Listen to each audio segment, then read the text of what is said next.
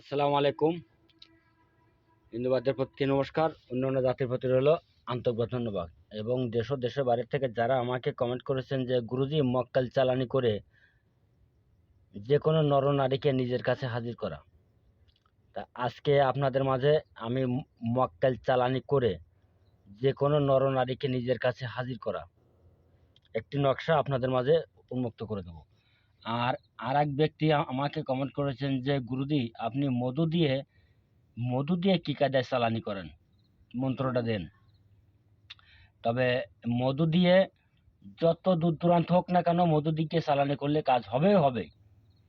তবে মধু দিয়ে আমি কিভাবে চালানি করি, এই বিদ্যাগুলো যদি আপনারা জানতে চান বা শিখতে চান, আমার বাড়িতে আসতে হবে। ইউটিউবেতে আমি এই বিদ্যাগুলো দিব না।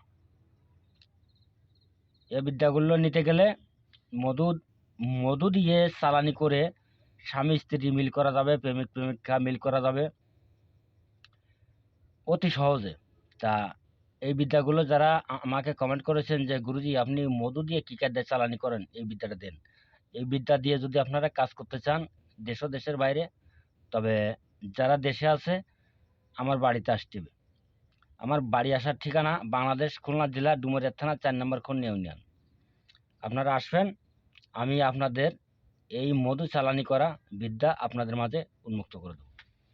আর এই জায়গায় দেখেন, আমার এই জায়গায় নদীর পানি আছে, পাকের পানি আছে, মধু আছে এবং আরও অনেক সঙ্গম আছে যেগুলো আমার চালানি করতে লাগে।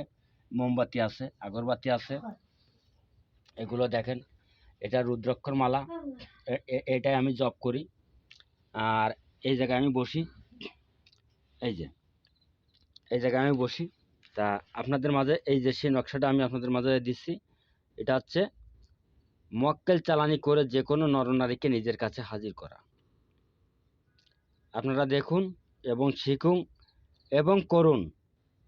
আপনাদের যদি বুঝতে সমস্যা হয় আমার কাছে সরাসরি ফোন করবেন, আমার নাম্বার আছে, নাম্বারে ফোন করে জেনে নেবেন যে কিভাবে মক্কেল চালানি করব।